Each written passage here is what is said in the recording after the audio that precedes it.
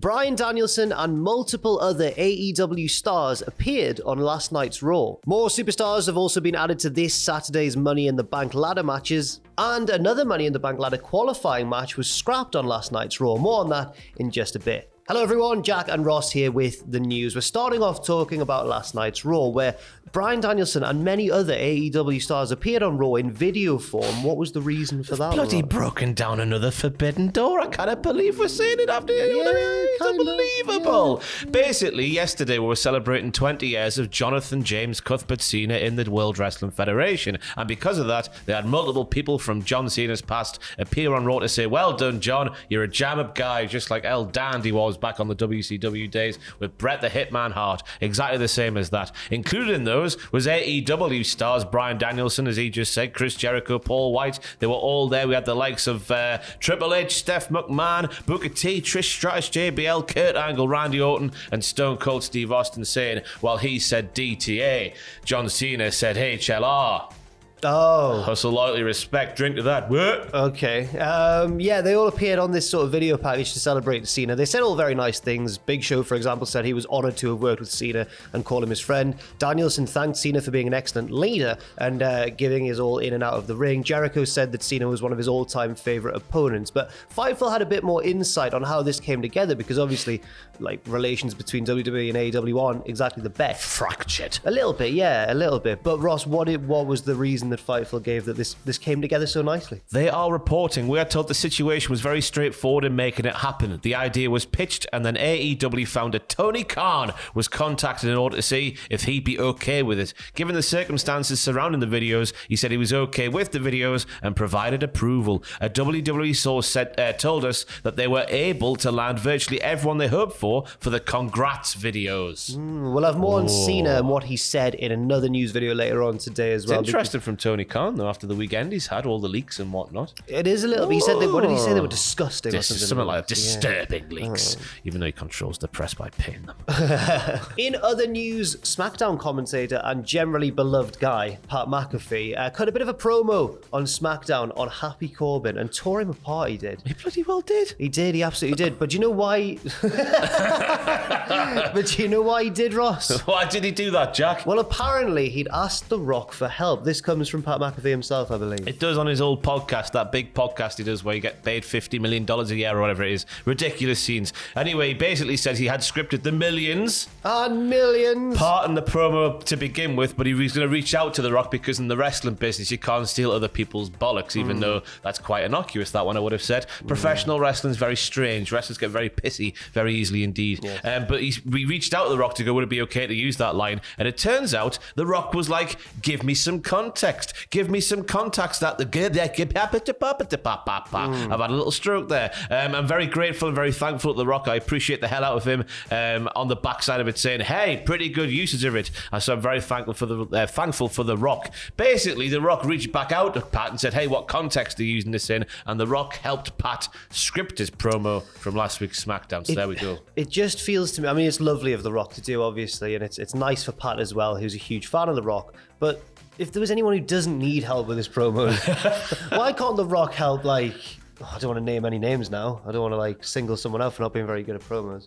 Why can't The Rock help those who aren't as good at promos, you know? Because they don't have the bollocks to ask. Yes, that's probably true. That's probably true. Also, Pat's like a famous bloke in his own right and probably had easier access to The Rock. Big footballer, isn't he? Yes. Aye. Oh, up the NFL. Up the batter. Another person who appeared on Raw who we might not have expected to see again via video was the American Nightmare. I'm losing my mind. The American Nightmare, Cody Rhodes, who revealed that as a result of Seth Rollins attacking him with that sledgehammer, he will be out for 9 months. When does that lead us up to then? So should we count everybody? Go on, then. July, August, September, October, November, December, January, February, March. What happens around March? Just after March. Also, sometimes at the very end of March. It seems like it's been a while since a March WrestleMania, actually. Yeah. I don't know, but there you go. March, April time WrestleMania. You could get him in there, surely, for a number 28 entry into the Royal Rumble. Yes. A couple of eliminations there. I'm sure too much damage won't be done. I'm speaking like I'm a doctor. But he was on last night's Raw saying he was very jealous of people who were in the Money in the Bank ladder match. He ran through the card and said, oh, Moss is very tall. Other people are very, cerebral in what they do. It's a wonderful concept, and it's a shame he can't be involved. And there's a big gaping bandage there where they've gone in with a knife. It looked gnarly. He did give respect to everybody, as Ross said, competing in the match, but said if Seth Rollins wins, he'd want to be the first to congratulate him. He said, wouldn't it be weird if history repeated itself, just like, when Seth Rollins cashed in on Brock Lesnar at the end of WrestleMania 31? Yes. So maybe they're foreshadowing there. I've got no idea. I don't know, but it'll be very interesting to see. Other superstars qualified for those Money in the Bank ladder matches, which is only this weekend, this Saturday, I believe. Never stops, does it, this world of wrestling, eh? Never Crazy. actually stops. Two prominent superstars qualified for the men's and women's matches, respectively. First of all, Riddle won a 20-man battle royal, while Becky Lynch won a 6-way elimination match in the main event of Raw. I think we all saw that Becky was probably going to eventually qualify for her Money in the Bank ladder match, because she's been quite a prominent part of Raw storylines at the minute with the whole feud with Asuka and everything. But Riddle, I thought he'd blown his chance. I thought that was it. Yeah. But you look at the people involved in the match, and you would say that Riddle, it's a big pit. It's one of the fabled Big Five, isn't it? Money in the Bank. It is. So I reckon just getting Riddle on the card. I don't think he's going to win. I think Daddy Drew McIntyre is going to be the one to do it. I think so as well, yes. But just getting him on the card, I guess, is going to make everyone smile, isn't it? Because he's one of the more popular boys. Yes. Let's run through the participants in both of those matches. In the men's Money in the Bank ladder match, we've got Seth Rollins versus Drew McIntyre versus Sheamus versus Omos versus Sami Zayn versus Riddle. And there's still one more to be confirmed. I assume we'll find out on SmackDown. Ezekiel. Who that's going to... Ezekiel? Gotta be. Oh. Gotta be Ezekiel's time. On the women's side of things, we've got Alexa Bliss, Asuka, Lacey Evans, that righteous babyface heel that she is. Yeah. Liv Morgan, Raquel Rodriguez. Ooh, I can see her doing it. I don't know. I think she's the early woman in the early stage of her SmackDown career. I could see her getting up the top of that ladder and then getting shoved off by one of these no good dastardly heels. Shotzi, and finally Becky Lynch as well. Becky's got to be the favourite, hasn't she? You would think so. Yeah. But then again, Asuka's just one up to the entire time. I don't know what to make of this one. The field is wide open.